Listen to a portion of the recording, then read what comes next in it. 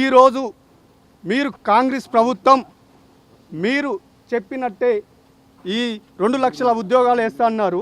ఈరోజు మేము job calendar తలగబెట్టి అస్థికలు గంగలో కలపడం జరిగింది.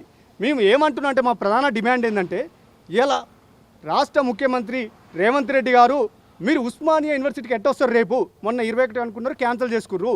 మేము అక్కడ ఉద్యమాలు చేస్తే మమ్మల్ని తీసుకుపోయి స్టేషన్లో పెడుతుర్రు. ఈ రాష్ట్ర వ్యాప్తంగా అన్ని యూనివర్సిటీలను ఏకం చేస్తున్నాం. మేము బిడ్డ మీరు ఒక్కటి ఆలోచన ఈ దేశ చరిత్రలో కానీ ఈ రాష్ట్ర చరిత్రలో ఎన్నడూ లేని విధంగా జీపీఓ పోస్టులు 10,954 పోస్టులు ఉన్నాయి. అందులో దానికి మీరు పాత విఆర్ఓలకి విఆర్ఏలకి అవకాశం ఇచ్చారు. వాళ్ళు క్వాలిఫై అయింది ఓన్లీ 3,454 పోస్టులకే వాళ్ళు క్వాలిఫై అయ్యారు. బాగుంది. మళ్ళీ రెండోసారి క్వాలిఫై కాని వాళ్ళకి తీసుకొచ్చి మళ్ళీ వాళ్ళకి ఎట్లా అవకాశం ఇస్తారు? మీరు సిగ్గుందా? అంటే 30 మార్కులు రాని వాళ్ళని కూడా తీసుకొని వచ్చి మీరు అవకాశాలు కల్పించారు. ఇంకా రిమైనింగ్ 7,500 పోస్టులు ఖాళీగా ఉన్నాయి జీపీఓలో. ఆ 7,500 పోస్టులకి కొత్త నిరుద్యోగులకు అవకాశం వేయండి. మీకు సోయిసోకాలు లేకపోతే మీకు ఏం అవగాహన ఉంది? కొత్త నిరుద్యోగులు ఎదురు చూస్తుర్రు. మీకు బుద్ధి లేదా? ఇవాళ రిమైనింగ్ పోస్టులకి 30 మార్కులు రాని తీసుకొని వచ్చి పెడితే వాడు ఏం చేస్తాడు? ఇంకోటి ఈ దేశ చరిత్రలోని ఏ ప్రభుత్వం చేయనటువంటి విధంగా మీరు గ్రూప్ 1కి 2 హాల్ టికెట్లు ఇచ్చారు. అంటే ప్రిలిమ్స్కి ఒక హాల్ టికెట్, మెయిన్స్కి ఒక హాల్ టికెట్ ఇచ్చారు. సిగ్గుందా? ఈ దేశంలో ఎక్కడ లేదు ఇలాంటిది. మీరు ఎందుకు చేస్తున్నారు? మీకు నడిపిడే కావట్లే. అదేవిధంగా ఇవాళ విద్యాశాఖ మంత్రి లేడు. ఒక మంత్రి సీఎం హోదాలో ఉండి 60,000 అంటాడు, దుద్దుల శ్రీధర్ బాబు ఉండి 70,000 అంటాడు, ఇంకోటి 80,000 అంటాడు. సిగ్గు లజ్జ మీకు ఉందా చెప్పడానికి? 2 లక్షలు కూడా ఇచ్చారని రా బాబు. తొక్కుతాం ఒక్కొక్కరిని చీరి చింత కడతాం మా నిరుద్యోగ విద్యార్థి జేఎస్తో పెట్టుకుంటే. అదేవిధంగా మీరు అవగాహన లేదు, సోయి లేదు, దద్దమ్మలారా. ఇలా రాష్ట్ర వ్యాప్తంగా ఉన్నటువంటి బడ్జెట్ ఎంత కేటాయించారు? ఈరోజు మా ప్రభుత్వానికి మా విద్యార్థులకి కేవలం మీరు 7.9 పెట్టారు. ఈ దేశంలో కొన్ని రాష్ట్రాలు పరిశీలిస్తే ఆడ ఢిల్లీలో చూసుకుంటే 22%, అదేవిధంగా బీహార్ నుంచి వచ్చి తెలంగాణ బతుకుతున్నారు వాళ్ళు అసలు 21% పెట్టుకున్నారు. అదేవిధంగా హిమాచల్ ప్రదేశ్ చూసుకుంటే 19%, ఛత్తీస్గఢ్ చూసుకుంటే 18%. ఇలా వాళ్ళ దాంట్లో పావులంతా కూడా పెట్టుకోకపోతే మీకు సిగ్గుసేరా అనిపించట్లేదా బడ్జెట్? ఇలా ఆర్టికల్ 3 లేకపోతే తెలంగాణ కొత్త రాష్ట్రం ఏర్పడింది.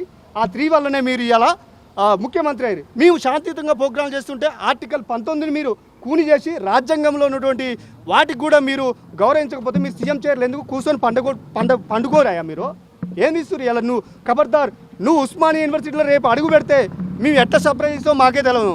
ఒక విధ్వంసంలాగా మేము వచ్చి అడ్డుకుంటాం. ఇవాళ మా పీజీ వాళ్ళకి ఎగ్జామ్ అయిపోయాక మీరు పెట్టుకున్నారు. ఇవాళ అందరికి ఫస్ట్ ఇయర్కి సెకండ్ ఇయర్కి ఎగ్జామ్ అయిపోయినాయి. గోదావరికి మానేరికి అన్ని హాస్టల్లో తాళాలేసారు. ఒక్క హాస్టల్లో ఒక్క విద్యార్థి కూడా లేరు. మీరు వచ్చి అంతా అయిపోయాక వచ్చి ఇలా దానికి ఒక ప్రణాళిక ఇచ్చి పోలీసు వ్యవస్థ ఎటుండాలి? మీరు ఒక ఏకపక్షంగా మీరు బిహేవింగ్ మంచి పద్ధతి కాదు. ఇలా విద్యార్థులకి మీరు అన్యాయం చేస్తున్నారు. ఏ వర్గానికి జరిగిన అన్యాయం మన నిరుద్యోగ విద్యార్థులు జరుగుతుంది. ఖబర్దార్, మేము ఊకునేది లేదు. ఒక్కొక్కరిని రోడ్ల మీద చీరి చింత కడతామని మేము హెచ్చరిస్తున్నాం. మీరు అన్ని మార్పులు మానుకోలే. ఉస్మానియా యూనివర్సిటీకి వస్తే విధ్వంసం సృష్టిస్తాం. ఆయన వచ్చేది దేనికోసం కదా? డెవలప్మెంట్ కార్యక్రమాలకి కదా వచ్చేది. బిల్డింగ్ ప్రారంభించడాలు, హాస్టల్ ప్రారంభించడానికి కదా. అడ్డుకోవాల్సిన అవసరం ఎందుకు వచ్చింది? అది డెవలప్మెంట్ కార్యక్రమం ఏంది? ఇప్పుడు గత ప్రభుత్వం ఇచ్చిండు, వాళ్ళు శంకుస్థాపన వచ్చి ఈయన చేస్తుండు. కనీసం ఇలా ఉస్మానియా యూనివర్సిటీలో హాస్టల్లో వసతులు లేవు, బాత్రూమ్ సరిపోవట్లేదు, నీళ్ళు సమస్య ఉన్నది. ఇలా హాస్టల్లో ఉన్నటువంటి 25 హాస్టళ్ళు ఉన్నాయి సుమారుగా. ఒక్క హాస్టల్లో కూడా బాత్రూమ్లు సరిగా క్లీనింగ్ లేదు, పద్ధతి లేదు. సపరేట్ బడ్జెట్ కేటాయించాలి. ఇలా రాష్ట్రంలో ఎన్నడూ లేని విధంగా ఉస్మానియా యూనివర్సిటీలో ఒక్కొక్కడు ఇయర్కి 50,000 కడుతురు. ఓయూలో సీట్ వచ్చి కూడా సెల్ఫ్ ఫైనాన్స్ కోర్సు వాళ్ళు కూడా 50,000 కడుతురు. సిగ్గు అనిపిస్తుందా నీకు? ఏమాత్రం ఈ రాష్ట్రం మంచిగా ఉండాలంటే విద్యార్థులకి న్యాయం జరగాలి. మీరు గవర్నమెంట్ అని చెప్పుకున్న యూనివర్సిటీలో కూడా ఒక్కొక్క విద్యార్థికి 2 సంవత్సరాల పేరు మీద 1,00,000 రూపాయలు వసూలు చేస్తారు. ఈ పీకడానిక? మీకు విద్యా వ్యవస్థ మీద అవగాహన లేకపోతే చెప్పండి, మేము ఇస్తాం. మీకు ఏమేమి అవగాహన ఉందో లేదో. అంటే ఏ రాష్ట్ర ముఖ్యమంత్రి ఈయన విధంగా నేను సంవత్సరంలో 60,000 ఉద్యోగాలు ఇస్తున్నాను రేవంత్ రెడ్డి అంటా ఉన్నాడు. మరి ఏం చెప్తారు? ఆయనకి సిగ్గుండాలి. 60,000 వాళ్ళు వేసింది కేవలం 5,089 ఉద్యోగాలు మాత్రమే ఇచ్చిర్రు. అన్నీ యాడ్ చేసిర్రు. మెగా డిఎస్ అన్న అది లేదు, ఎస్ఐ కానిస్టేబుల్ అని అది లేదు, ఫారెస్ట్ బీట్ ఆఫీసర్ అని అది లేదు, ఏది లేదు. జీపో అనంత దరిద్రం. ఇంత అసలు ఇదంతా ఇంత అవమానకరంగా గవర్నమెంట్ ఎగ్జామ్ వాడు సిగ్గు లేకుండా 2 సార్లు ఫెయిల్ అయినానికి నువ్వు ఎట్లా ఎగ్జామ్ పెడతావు? అట్లయితే నువ్వు గ్రూప్ 2 పెట్టు, గ్రూప్ 3 పెట్టు బిడ్డ. ఎస్ఐ కానిస్టేబుల్ కూడా మళ్ళీ ఫెయిల్ అయిన మళ్ళీ తీసుకోవాలి. అంటే పనికి రాని వాళ్ళని తీసుకొని వచ్చి మేము సబ్జెక్ట్ చదువుకొని ప్రిపరేషన్ అయ్యి సిద్ధంగా ఉండి ఈ రాజ్యాంగం ప్రతి ఒక్క సబ్జెక్ట్ మేము అవగాహన పెంచుకుంటే మాకు అవకాశాలు కలిపేయకుండా ఎవరికో దిక్కుమాలను ఇస్తారా? ఇవన్నీ మానుకోకపోతే రాష్ట్ర వ్యాప్తంగా అన్ని యూనివర్సిటీలు ఏకం చేసినాం, అన్ని ఉమ్మడి జిల్లాలో వ్యాప్తం చేసినాం, విధ్వంసం సృష్టిస్తాం. ఒక్కొక్కరిని చీరి చింతగట్టి పాతాలకు తొక్కి డొక్క జీరి పేగులు మీ సీఎం గారు మీరు లాగుల తొండలేస్తే మేము బల్లులేస్తాం, బల్లులేసి మేము ఉగ్రవాదులమా? సోయలేదా? ఇవన్నీ మార్పులు చేసుకుంటే బాగుంటుంది.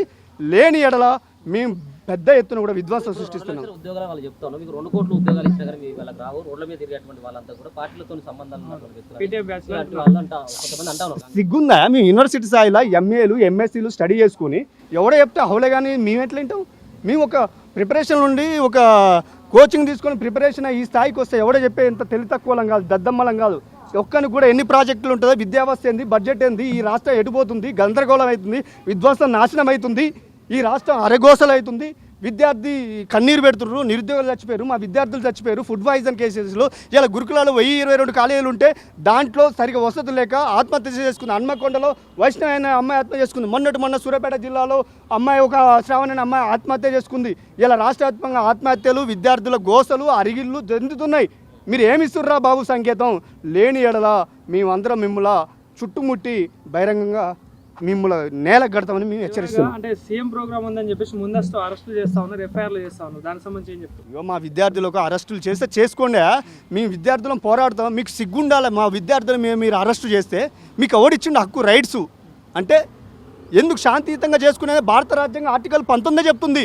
అరే సిగ్గులేని దద్దమ్మా, నువ్వు ఎట్లా చేస్తావు? అంటే రాజ్యాంగాన్ని గౌరవించడం నువ్వు సీఎం హోదాలో ఉండొద్దు, ఎమ్మెల్యే రాజీనామా చేయి బిడ్డ. అంటే సిగ్గుశరం లేదా మీకు? ఇవన్నీ మానుకుంటే బాగుంటుంది. లేని ఎడల మేము పెద్ద ఎత్తున కూడా మేము డిమాండ్ చేసి హెచ్చరిస్తున్నాం. ఈ రాష్ట్రం గందరగోళం అయ్యే పరిస్థితికి ఏర్పాటు చేస్తాం.